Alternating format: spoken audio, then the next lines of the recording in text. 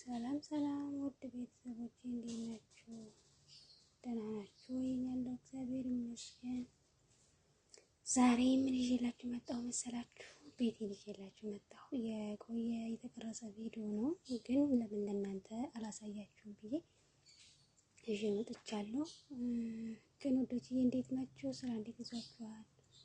ደህና ናችሁ? እኔ ጋር እግዚአብሔር ይመስገን ሁሉ ሰላም ነው። ያው እንግዲህ ቤት ይሄን ይመስላል። የስደት ውጤት ልፋቴ ጉልበቴ ይሄን ይመስላል እንደምታዩት። እና የሌለው ነገር የለም በነገራችን ላይ ምንም ነገር አልቀረኝም ማለት ነው። እና ሰርታችሁ የሆነ ነገር ላይ ስታውሉት በጣም ደስ የሚለው በነገራችን ላይ ማለት ነው። ደስ ነው የሚላችሁ ማለት ደስ ብሏችሁ ነው የምትሰሩት ምናምን። ግን ለፍታችሁ ሰርታችሁ የማይሆን ነገር ላይ ስታረጉ ገንዘባችሁ ይቆጫችኋል አይደል? ባላረኩት ምናምን የምትሉት ነገር አለ። እኔ ግን ዛሬ ላይ አልቆጭበትም።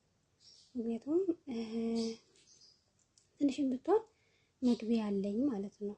ያኔ ሲሄድ መግቢያ የለኝም ብዬ አልጨነቅም። መግቢያ አለኝ።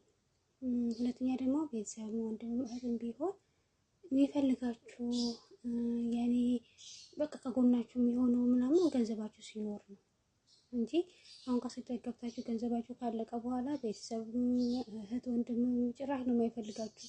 ሁለተኛ እናንተም ደግሞ ያኔ በቃ ጭንቅላታችሁ እንትን ይላል። ሰርቼ እና ለአመት ለፍቼ ምንም ነገር ሳይኖረኝ በቃ ጭንቅላታችሁን ነው የምትበጠብጡት ታውቃላችሁ።